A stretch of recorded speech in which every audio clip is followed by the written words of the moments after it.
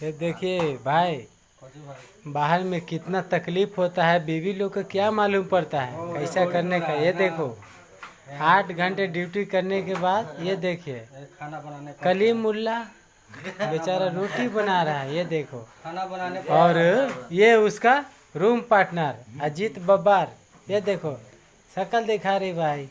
ये देखो अजीत बब्बार, ये बैठ के आराम से रोटी खाएगा, नेताजी इसको बना के डालने का। अपना टीम दिखाता हूँ भाई। ये देखिए शाजिर अन्ना है।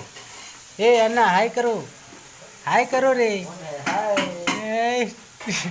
यही है देखो दिलावर। हाँ अरे वहाँ तू रहता था न रे। तो देखो ये है दिलावर, 8 घंटे ड्यूटी करने के बाद फिर रूम में लड़ाई करने का खाने के लिए। वो है देखो पप्पू जी। हाँ चलो।